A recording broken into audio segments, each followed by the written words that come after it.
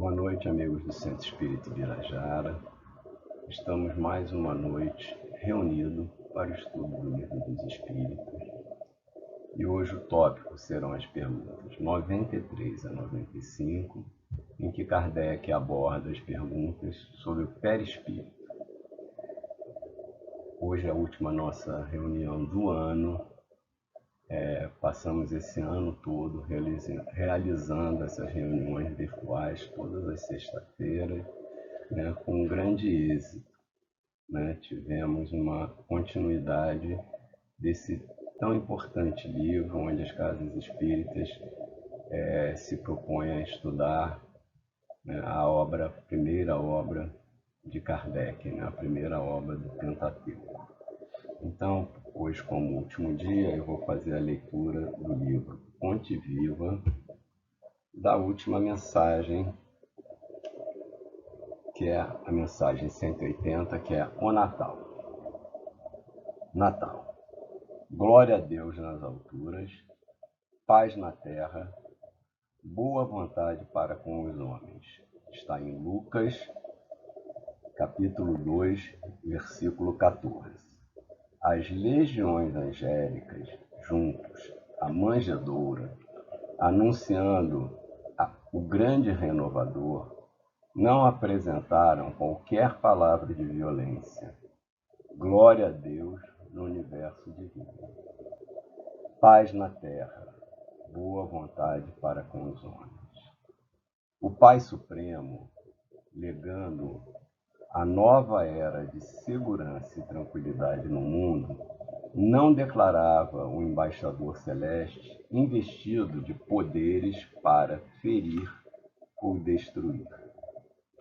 Nem castigo ao rico avarento, nem punição ao pobre desesperado, nem desprezo aos fracos, nem condenação aos pecadores, nem hostilidade para com os fariseus, para com o fariseu orgulhoso, nem anátema contra o gentio inconsciente. Derramava-se o tesouro divino pelas mãos de Jesus para o serviço da boa vontade. A justiça do olho por olho e do dente por dente encontrar, enfim, um amor disposto à sublime renúncia até a cruz. Homens e animais, assombrados ante a luz nascente na estrebaria, assinalaram o júbilo inexprimível. Daquele inovidável momento em diante, a terra se renovaria. O algoz seria digno de piedade, o inimigo converter-se-ia em irmão transviado. O criminoso passaria a condição de doente. Em Roma, o povo gradativamente extinguiria a matança nos circos. Em Sidom, os escravos deixariam de ter os olhos vazados pela crueldade dos senhores. Em Jerusalém, os enfermos não mais seriam relegados ao abandono no vale de imundície. Jesus trazia consigo a mensagem da verdadeira fraternidade e, revelando-a, transitou vitorioso no berço de palha ao madeiro sanguinolento. Irmão que ouves no Natal os ecos suaves dos cânticos milagrosos dos anjos, recorda que o Mestre veio até nós para que nos amemos uns aos outros. Natal, boa nova, boa vontade. Estendamos a simpatia para com todos e comecemos a viver realmente com Jesus sob os esplendores de um novo dia. Vamos fazer a nossa prece, agradecendo ao Pai, a Jesus, Maria Santíssima, aos mentores espirituais da Casa de Ibirajara, aos nossos mentores espirituais. Mais esse ano que conseguimos manter essa chama dentro de nós, imbuídos no desejo do estudo e da disseminação dos ensinamentos dos Espíritos, através da codificação de Allan Kardec. Que hoje os irmãos espirituais que se encontram em nossos lares, que se encontrem no meu lar, possam me ajudar a fazer esse estudo, me incluindo, me conduzindo, porque o estudo na realidade é conduzido por eles. Nós aqui somos meros intermediários dessa mensagem. E essa luz que sempre se faz quando nos unimos em pensamento nos nossos lares, mesmo que afastados fisicamente, mas próximos em desejo, em vontade, em objetivos comuns, se estenda a todos os recantos, a todos os lares, a todos os hospitais, penitenciários, a todos os lugares onde se encontram irmãos em necessidade, irmãos que por algum motivo renegam o Senhor. Rogamos que esse estudo possa se fazer de forma tranquila e que possamos trazer os ensinamentos da forma mais clara possível. Que assim seja, graças a Deus. Então, amigos, hoje nós vamos falar do Livro dos Espíritos, como está nessa slide, sobre o perispírito, e que são as perguntas 93 e 95. Né? Eu trouxe essa imagem, lembrando que nós, encarnados, somos um trio, formado pelo corpo material, que é o corpo mais denso, é a matéria, né, oriunda do fluido cósmico universal. O perispírito, que é uma matéria mais fluida, mais vaporosa, como vamos ver no texto de Kardec, dos Espíritos, uma matéria que seria a quinta essência, uma matéria mais purificada, mas ainda matéria. E o Espírito. Né? Lembramos daquela tríade, Deus, Espírito, fluido cósmico universal. Então, essa tríade sempre se une. E aí Kardec vai mostrar a função do perispírito, né? A necessidade do perispírito, que seria o envoltório do espírito, e o intermediário, né? Que leva as sensações da matéria, do corpo material, ao espírito. Então, Kardec começa com a pergunta, que é a pergunta 93. O espírito propriamente dito, nenhuma cobertura tem, ou como pretende alguns, está sempre envolto numa substância. Então, Kardec aqui já traz uma coisa que eu comentei, né? O espírito está sempre envolto numa substância? Existe alguma coisa em volta dele, dando alguma aparência, alguma visibilidade, alguma materialidade? Então, os espíritos respondem: envolve-o uma substância vaporosa para os teus olhos. Então, uma substância vaporosa para os olhos de nós encarnados, porém, ainda bastante grosseira para nós, para os espíritos no plano espiritual, né? Para esses irmãos que estão no plano espiritual. Assaz vaporosa, entretanto, para poder elevar-se na atmosfera e transportar-se aonde queira. Então, nós vamos ver que essa matéria é uma matéria vaporosa, né? Que ela pode se elevar na atmosfera e transportar-se para onde queira. Mas durante o estudo também nós vamos ver que existe uma variação, porque essa leveza, né? Essa cada vez mais vaporosa, vai depender também da moralidade do espírito, né? Quanto mais elevado moralmente, mais quintessenciada é essa matéria, permitindo essa locomoção, essa chegada a outros locais, né? A obra de André Luiz é muito rica nesses exemplos, né? Mostrando tanto a vinda de espíritos superiores que precisam fazer que essa matéria, né, vaporosa, né, a matéria que compõe o perispírito desse fluido universal, fique mais densa para ser visível no plano espiritual, mas no plano mais próximo à Terra, onde habitam espíritos que não conseguem ver. Então, os espíritos superiores conseguem sempre ver os que estão, né, num plano inferior na evolução momentânea, porque sabemos que todos nós somos, nosso objetivo e proposta é de cada vez ir se purificando mais, né, evoluindo mais moralmente. Com isso, o perispírito também vai melhorando, ficando mais vaporoso, como ele diz aqui. Então, existem vários exemplos. Então, Allan Kardec diz, justificando da onde saiu essa palavra perispírito, porque essa palavra não existia. Então, como várias vezes também os espíritos respondem, algumas coisas os espíritos não podem nos informar, nos esclarecer, na realidade, porque nós não temos nem palavras para descrever aquele evento. Então, se nós não temos palavras para definir esse evento, provavelmente nós não entenderíamos.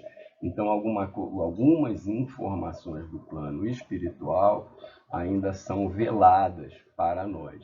E que os espíritos dizem, conforme a evolução, essas coisas podem ser apresentadas e muitas informações, quando nós lemos no livro dos espíritos também, não chega a esses espíritos que nos trouxeram, né, que foram a codificação. Muitos deles dizem que também desconhecem, né? Então, o que dirá nós que estamos num plano evolutivo ainda mais inicial, né? Então, ele fala, envolvendo o germe de um fruto, há o perisperma. Do mesmo modo, uma substância que, por comparação, se pode chamar de perispírito, serve de envoltório ao espírito propriamente dito. Então ele fala, uma substância fica envolta, serve de envoltório. E aí essa palavra perisperma, Kardec foi trazer da ciência, especificamente da botânica. E o que é o perisperma? É uma fina membrana que envolve o embrião e o endosperma de uma semente. Vem do grego peri, a roda de ou em volta de, e a esperma, a semente. Então a gente vê também que Kardec precisa trazer novas palavras para definir novos conceitos. E Kardec pergunta, de onde o espírito tira o espírito, o seu invólucro semimaterial? Então, mais uma vez, nós começamos aqui com essa palavra semimaterial, né? Mas quando nós vamos aprofundando o estudo, temos que ter a noção que o perispírito vem do fluido cósmico universal, como eu falei do início, da onde vem o nosso corpo material. Então, o perispírito é material. Mas, por falta de uma palavra que conseguisse definir claramente, Kardec usa esse termo semimaterial. E os espíritos respondem, esse invólucro vem do fluido cósmico universal de cada globo. Razão porque não é idêntico em todos os mundos. Passando de um mundo a outro, o espírito muda de envoltório, como mudar de roupa. Então, nós temos aqui uma conformação no nosso planeta de um fluido cósmico universal. Então, se nós formos para outro planeta, como na codificação demonstra, Júpiter, provavelmente esse fluido cósmico universal do planeta Júpiter é diferente do nosso. Então, um espírito mais esclarecido, que esteja em um planeta mais evoluído, ao vir para o planeta, para a Terra, ele vai precisar utilizar esse fluido cósmico universal do planeta que nós estamos, do orbe que nós estamos. E ele vai constituir um novo perispírito desse fluido local. Ao voltar ao plano mais evoluído, ele também reconstituirá esse perispírito com os fluidos daquele local. E aí é importante dizer, né? Porque o conhecimento moral está no espírito. Então, quando há essa mudança, não existe nem perda, nem acréscimo. Então, o espírito que vem como missionário para o nosso planeta, ele troca o perispírito do mundo mais evolutivo para um mundo mais bruto, um mundo mais grosseiro, né, para a constituição do fluido. Mas todo o conhecimento dele vem no perispírito e não existe alteração nenhuma. E assim fará a nossa evolução, né? E moralmente nós evoluindo, poderemos passar a planos mais superiores, reconstituindo essa camada externa do perispírito com fluido desse local, sem prejuízo nenhum para os nossos conhecimentos morais e intelectuais. Então, uma necessidade de mudança. No ensaio teórico das sensações nos espíritos, que é a pergunta 257, Kardec fala de novo um pouquinho sobre o perispírito. Eu peguei dois textos.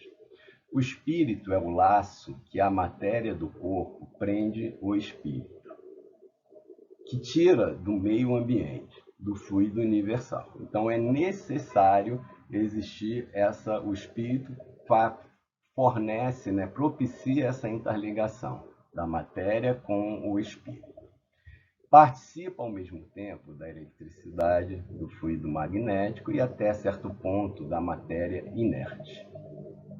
Poder-se-ia dizer que é a quintessência da matéria, é o princípio da vida orgânica, porque ele é o modelador, né? O perispírito vai modelar a matéria, porém não o da vida intelectual, porque, como eu falei anteriormente, essa reside no espírito. Então, o perispírito é o modelador corporal, né? Ele vai trazer as informações, se ligar molécula a molécula, dando a aparência do nosso corpo material.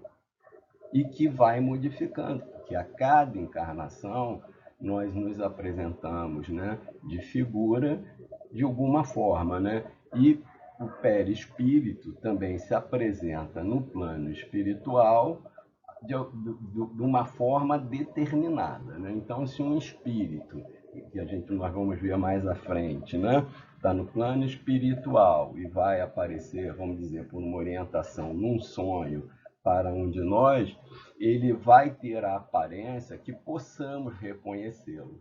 Então, uma aparência de uma vida que teve inter-relação conosco para nós o reconhecermos, né? Emmanuel, né, tem a aparência de que ele tinha 2000 anos atrás, como Públio Lentulus, apesar de termos descrito várias reencarnações, como Manuel da Nóbrega, né, como um padre em renúncia, né, mas ele escolheu. Por que ele escolheu? Porque, como um espírito mais evoluído, também é dado a chance a ele de escolher a forma como que ele se apresenta aos outros grupos espirituais, a visão. Tá? Então, existe como espíritos mais esclarecidos, determinar a forma mais adequada. Ora, não sendo o perispírito realmente mais do que um simples agente de transmissão, pois que o espírito é que está, né? Pois que no espírito é que está a consciência, lógico será deduzir-se que, se pudesse existir perispírito sem espírito, aquele nada seria, exatamente como um corpo que morreu. Então, se o perispírito não fosse animado pelo espírito, ele seria exatamente como um corpo material após a passagem desse ser, né? Seria um corpo material sem perispírito e, evidentemente, sem espírito. Então, existe a necessidade dessa interligação. Ele continua, né? O perispírito, aurido do meio ambiente, esse invólucro varia de acordo com a natureza dos mundos. Ao passarem de um mundo a outro, o perispírito muda de envoltório, como nós mudamos de roupa quando passamos do inverno ao verão, ou do polo ao equador. Eu estou trazendo essa repetição porque a gente sabe que o perispírito, esse estudo, é um estudo complexo. Existe um livro do Zalmino Zimmermann, que é um livro enorme, onde ele fala profundamente sobre o perispírito. Então, no livro dos espíritos são 3 questões, mas a gente sabe que o estudo é muito mais amplo e isso aparece, né, não só no livro dos espíritos, mas em outras obras da codificação, Kardec trazendo informações. Na pergunta 94A, Kardec continua.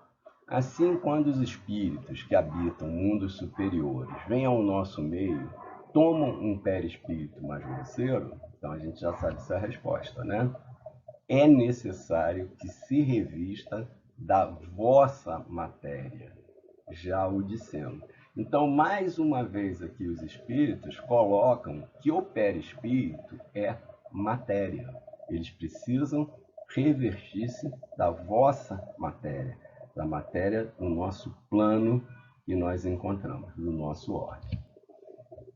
E aí, na Gênese, Kardec traz: os espíritos superiores, ao contrário, podem vir aos mundos inferiores. Então, o que ele está dizendo, né, é que os espíritos inferiores não têm permissão para ir a mundos superiores e até encarnar neles. Então, os espíritos superiores podem vir ao nosso mundo e encarnar.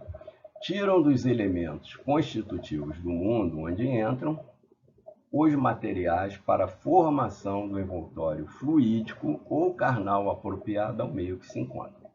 A diferença é que esses espíritos superiores, eles utilizam, vamos dizer, o que tem de mais puro no nosso fluido cósmico.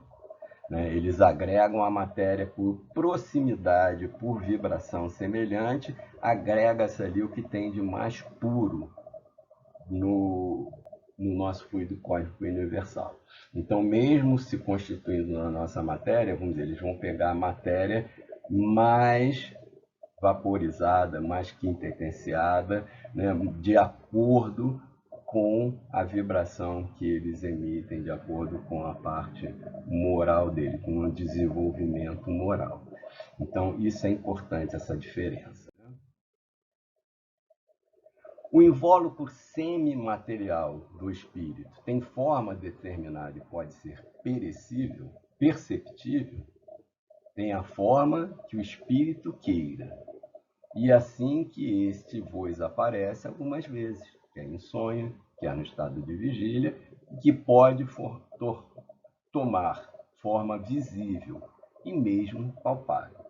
Então, os espíritos podem, né, transformar esse perispírito mais denso, tornando-os até tangível. Então, a gente no estudo anterior falou de algumas características de expansibilidade, né, de espírito. Vamos voltar um pouquinho para Antônio de Pádua, né? Antônio de Pádua estava na cidade de Pádua, na Itália, e comparece a um julgamento em Lisboa.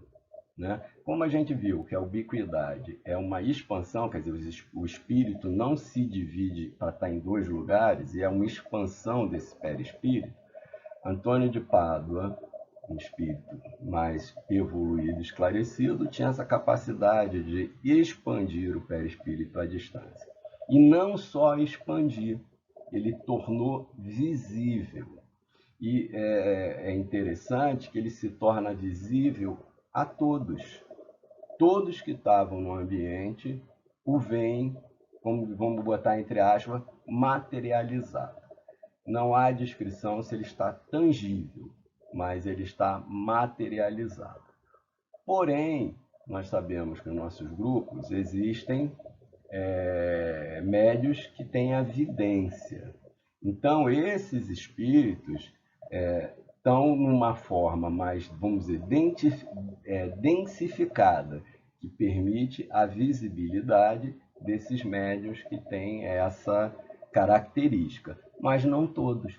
Então, é comum nas nossas reuniões algumas pessoas verem, né, esses irmãos, né, presentes, mas não todos vêm.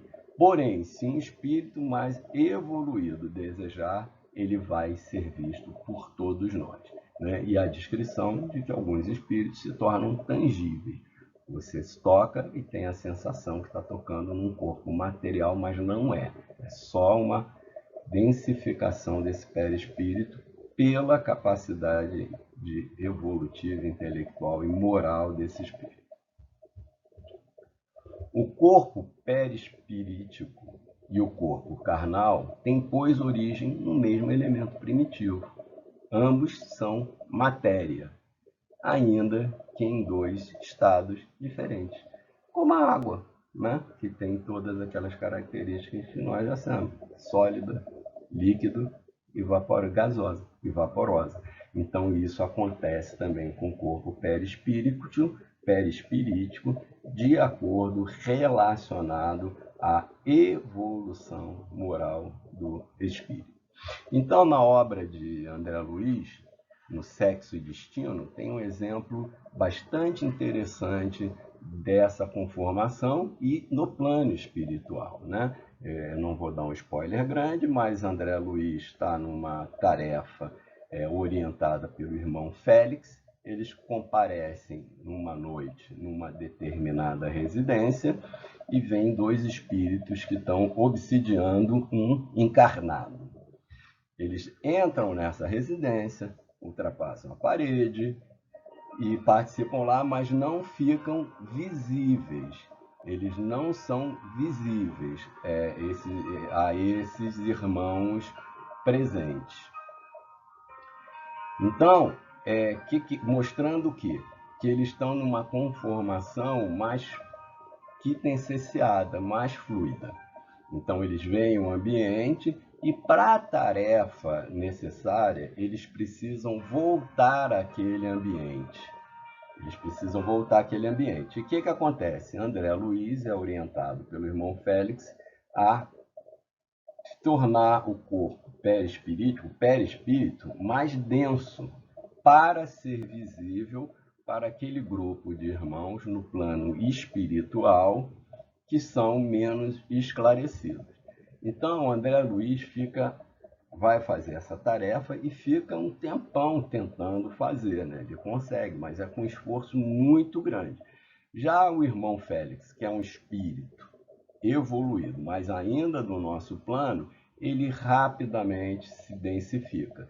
Tanto que eles batem na porta e a porta é aberta por outro irmão, por esse irmão que eles querem fazer desencarnado, né? Esse desencarnado que eles querem fazer essa tarefa educacional, né? E eles abrem, né? Então a gente vê que um está totalmente densificado, né? Não consegue ver nada acima desse plano, no plano espiritual.